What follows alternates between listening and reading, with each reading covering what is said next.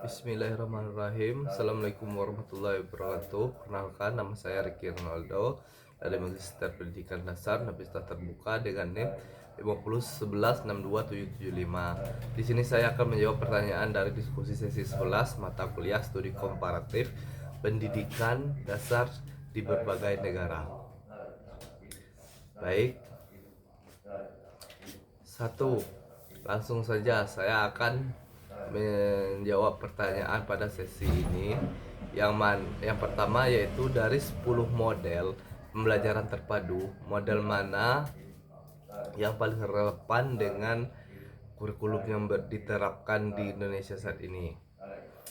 Menurut saya model pembelajaran terpadu yang paling relevan dengan kurikulum Indonesia saat ini dari 10 model pembelajaran terpadu: koneksional, fragmentasi, integrasi, nested, sequenced, shared, webbed, threaded, immersive, networked.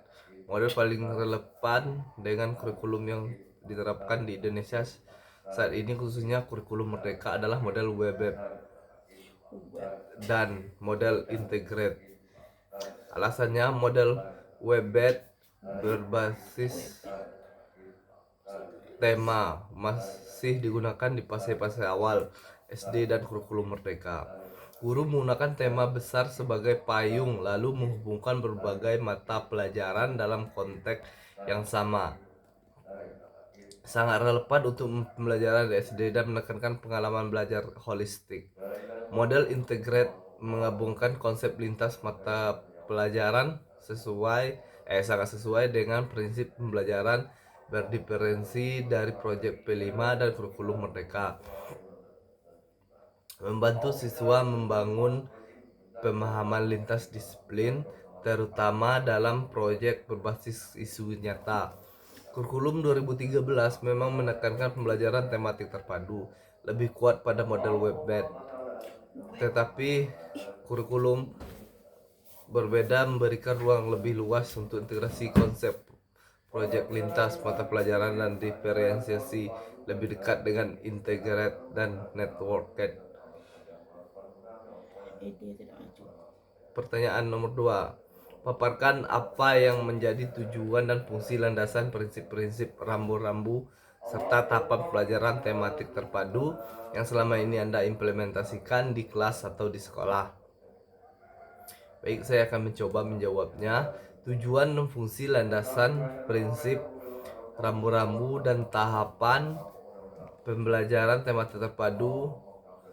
Pertama, tujuan pembelajaran tematik terpadu mengembangkan kemampuan siswa melihat keterkaitan antar konsep secara utuh, membentuk pengalaman belajar yang bermakna melalui konteks kehidupan nyata, meningkatkan kreativitas berpikir kritis dan kemampuan memecah masalah, mengembangkan sikap isu, kolaborasi, dan keterampilan komunikasi, mengurangi tumpang tindih materi, dan maksimalkan efisiensi waktu belajar.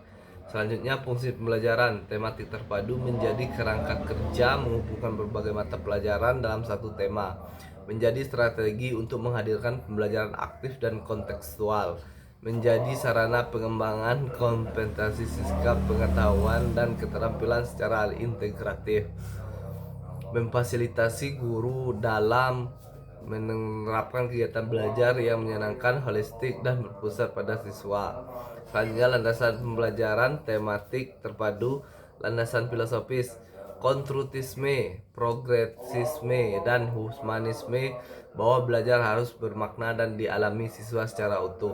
Landasan psikologis: sesuai dengan tahap perkembangan kognitif Piaget, belajar sesuai dengan pengalaman langsung Dewi, dan mempelajari sosial kultur Vygotsky. Landasan yuridis tercantum dalam Permendikbud tentang standar, proses, dan kurikulum 2013 yang menangkan pelajaran tematik terpadu di SD. Prinsip-prinsip pembelajaran tematik terpadu berpusat pada siswa sesuai kebutuhan, mikna, dan tahap perkembangan, kontekstual dan terkait realistis kehidupan sekitarnya sehari-hari. Holistik: materi tidak dibatasi mata pelajaran semata-mata, fleksibel dan terbuka terhadap kreatif guru, bermakna meaningful learning, mengurangi hafalan, menekankan pemahaman. aktif dan kolaboratif melibatkan interaksi siswa guru, siswa-siswa berorientasi pada kompetensi. Seterusnya, rambu-rambu pembelajaran tematik terpadu. Tema dipilih dari yang dekat dengan kehidupan siswa. Setiap kompetensi dasar harus dapat terintegrasi secara logis dalam tema. Kegiatan belajar harus mengakomodasikan gaya belajar yang berbeda. Penilaian dilakukan secara autentik dan berkesinambungan, menggunakan berbagai metode seperti diskusi, eksperimen, observasi, dan proyek. Kegiatan harus memuat keterampilan proses berpikir kritis, kreatif, dan kolaborasi. Tahapan pembelajaran tematik terpadu implementasi di kelas dan sekolah saya berpedoman pada alur umum kegiatan pembelajaran. Yang pertama, perencanaan, menetapkan tema, memetakan KDTP, kurikulum 13 dan CPAT, kurikulum Merdeka, membuat jaringan tema atau webbing, menyusun tujuan pembelajaran, langkah pembelajaran, dan asesmen, menyiapkan media dan sumber belajar.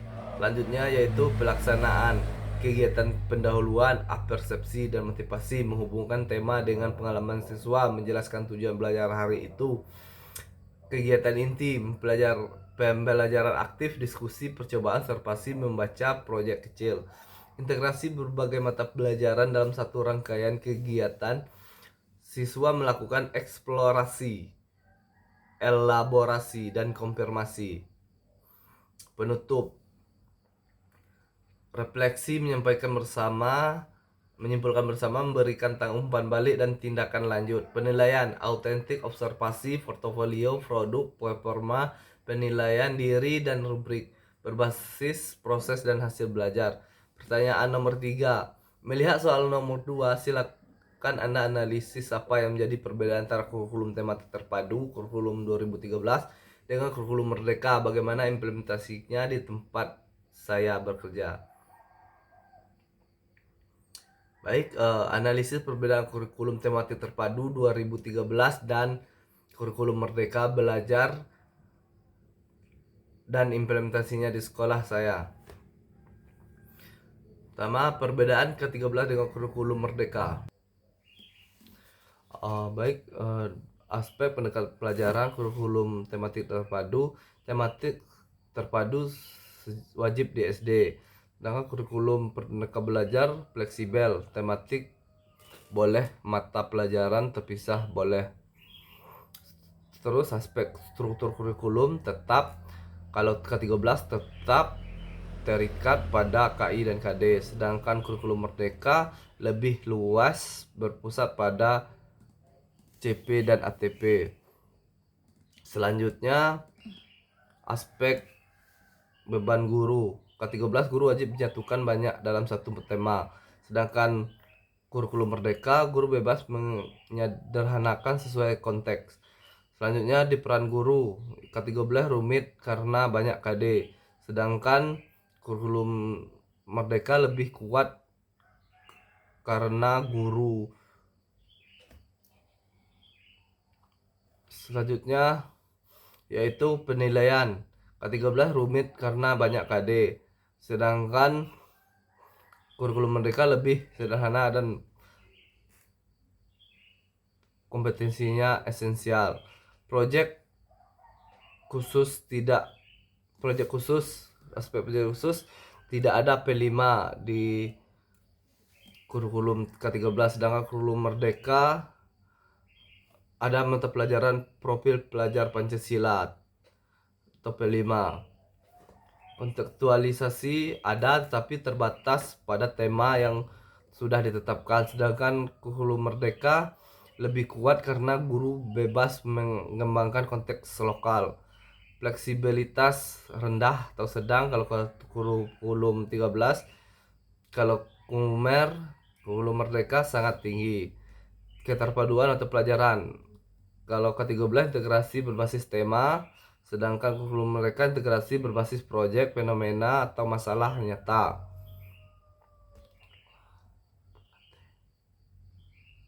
Kurikulum 2013 pada jenjang sekolah dasar direncanakan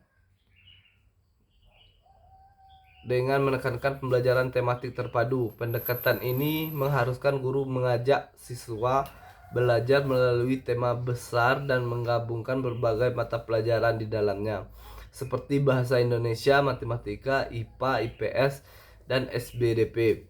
Setiap tema yang digunakan telah ditetapkan di tingkat nasional, sehingga guru harus mengikuti struktur dan alur yang sudah disiapkan dalam buku tema. Pada praktiknya, pembelajaran tematik di K13 memberikan pengalaman belajar yang lebih utuh, namun seringkali membebani guru karena banyak integrasi kompetensi dasar KD dan satu tema serta menerapkan sistem penilaian yang cukup kompleks. Sementara itu, kurikulum Merdeka menawarkan pendekatan yang jauh lebih fleksibel. Pembelajaran tematik tidak lagi menjadi kewajiban, tetapi menjadi pilihan bagi guru, terutama di kelas rendah. Guru diberi ruang untuk menentukan cara yang terbaik dalam menyampaikan materi, baik secara tematik maupun per mata pelajaran secara terpisah. Pendekatan yang digunakan juga tidak harus berbasis tema, melainkan bisa berbasis masalah, fenomena, atau proyek. Landasan perubahan ini adalah gagasan bahwa pembelajaran harus menyesuaikan kebutuhan dan kemampuan siswa, sehingga diferensiasi menjadi unsur utama. Guru dapat memodifikasi dan menyederhanakan alur tujuan pembelajaran ATP agar lebih sesuai dengan konteks sekolah dan kondisi siswa.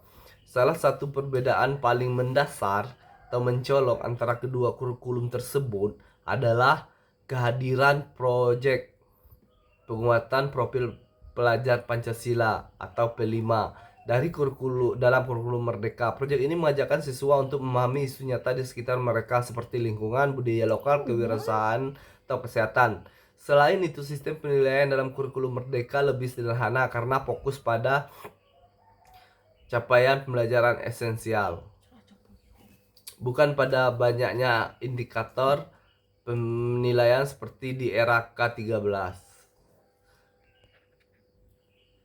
Selanjutnya, implementasi di tempat saya mengajar. Implementasi perubahan ini tampak secara nyata di SD 120/6 Kedrasan Panjang, Kabupaten Merangin, tempat saya mengajar. Pada masa kurikulum 2013, pembelajaran dijalankan melalui tema-tema yang telah ditentukan. Guru terintegrasi berbagai mata pelajaran dalam satu rangkaian kegiatan dan menggunakan buku tema sebagai pedoman utama.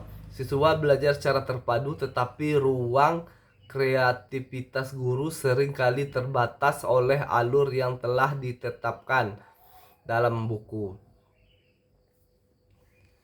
Sejak diterapkan kurikulum Merdeka, pembelajaran berlangsung dengan lebih luas dan kontekstual. Guru dapat memilih untuk tetap menggunakan tema atau menggunakan pendekatan lain sesuai kebutuhan pembelajaran. Kegiatan proyek P5 menjadi salah satu wadah utama bagi siswa untuk belajar melalui pengalaman langsung. Misalnya, proyek berkaitan dengan budaya lokal, kebersihan lingkungan, atau gotong royong yang relevan dengan kehidupan siswa. Pembelajaran berdiferensiasi melalui diterapkan dengan menyesuaikan aktivitas, pemetaan minat, serta tingkat tantangan tugas berdasarkan kemampuan siswa yang beragam. Selain itu, penilaian dilakukan secara lebih sederhana dan autentik, terutama melalui observasi, produk, portofolio, dan refleksi siswa. Berdasarkan penjelasan tersebut, terlihat bahwa kurikulum 2013 dan kurikulum Merdeka memiliki karakteristik yang berbeda meskipun sama berupaya meningkatkan kualitas pembelajaran. Kurikulum 2013 kuat dalam struktur dan integrasi tematik, sedangkan kurikulum Merdeka lebih kuat dalam fleksibel, relevansi konteks lokal, dan penguatan karakter melalui proyek. Perubahan ini menuntut guru untuk lebih adaptif, kreatif, dan reflektif agar mampu menyesuaikan model pembelajaran dengan kebutuhan siswa. Pada akhirnya, keberhasilan kurikulum tidak hanya ditentukan oleh dokumen tertulis, tetapi pada bagaimana guru menerjemahkan kurikulum ke dalam praktik pembelajaran yang bermutu di kelas. Mungkin itu yang bisa saya sampaikan. Lebih dari kurangnya mohon maaf. Wabillahi taufiq wal hidayah. Wassalamualaikum warahmatullahi wabarakatuh.